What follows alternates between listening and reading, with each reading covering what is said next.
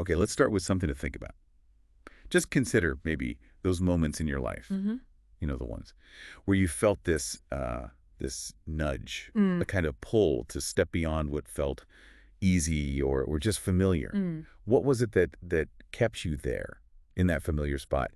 And if you look back now, what do you imagine might have happened if you'd taken a different path? That's a powerful place to start, really. Because those moments, those hesitations, they often highlight this internal tension, don't they? Yeah, tension between what, And security and exactly, security versus maybe a desire for something more meaningful, perhaps, something bigger. and it's right there, isn't it? In that Yeah. gap between the known and the unknown. That this whole concept we could call maybe bold faith. Mm-hmm. It becomes so relevant. It does. But it's not about being some kind of superhero, totally fearless. That's not it, is it? No, not at all. That's a common misconception, I think. Bold faith isn't, the absence of fear. It's more about making a conscious choice. The choice to act.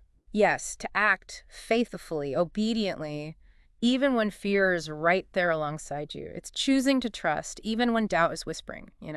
It really reminds me of that powerful verse, be strong and courageous. Mm-hmm. Joshua. Yes. Do not be afraid, do not be discouraged, for the Lord your God will be with you wherever you go. Mm-hmm. Joshua 1:9. It feels like such a cornerstone for this whole idea. It absolutely is foundational because it reframes courage, doesn't it? It's not just something you have or don't have. Right. It's presented as a command A almost. command, yes, but paired with this incredible promise, the promise of presence. It acknowledges the fear. It's real, but it says, don't let it stop you. I'm with you. Which makes you think about, well, our comfort zones, we all have them, right? These places or routines where we feel safe, secure. Definitely. They feel protective. But could they also be maybe limiting?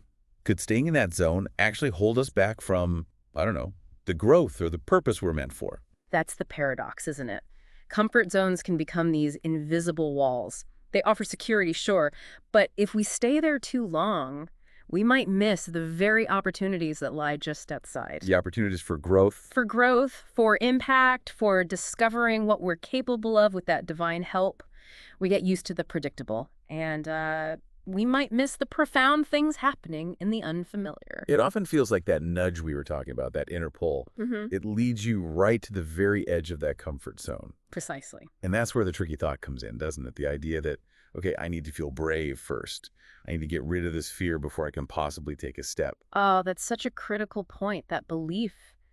It can paralyze people, the feeling that you have to conquer fear before you act. But that's not how it works. Well, what we often see is that bold faith, genuine faith in action, it doesn't usually start with feeling brave. It starts with a step, Just a step. often just one small step of obedience, of saying yes to that nudge, even if your knees are knocking. It's in the movement, in the action itself, that the guidance often comes. The support shows up. So you don't wait for the feeling, you act, and then the feeling, or at least the support, follows. Often, yes. It's about trusting the process, trusting that presence, even when you can't see the whole path laid out. And we actually see examples of this, don't we? People living this out. I was thinking about that story from Egypt relatively recently, 2025. This young woman, Yes, I know the one you mean. The school for girls. right, facing real opposition, real risks. And she admitted it. She said, I was scared. But she felt this deep conviction, this sense that, well, that God was asking her to do it. And look at the impact. Despite her fear, her acting on that conviction, it's brought transformation to that whole area. It shows what happens when you act on what you believe is right, even when it's incredibly hard. Yeah, it's powerful. And then there's another one around the same time in Germany, a pastor. Ah, the forgiveness story. Yes. Someone vandalized his church, and he made the public choice to forgive them. He even called forgiveness the harder path. But the right one, that's what he said. Exactly. And that single act, choosing reconciliation instead of, well, anger or retribution, it became this huge symbol, didn't it? It showed faith in action in a really tangible, challenging way. It did. And both stories, they're different circumstances, different places, but they point to the same thing, don't they? Mm-mm.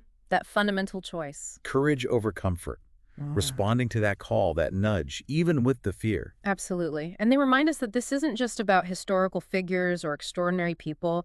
This call to step out in faith, it's timeless. It's for all of us, right here, right now. Which brings us right back to where we started, really. Full circle. So think again now about those moments, those nudges you felt, maybe one you're feeling even now.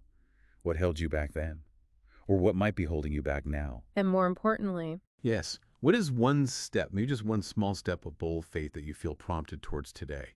What would it actually look like to trust that nudge and just take the step? What might lie beyond that current comfort zone for you?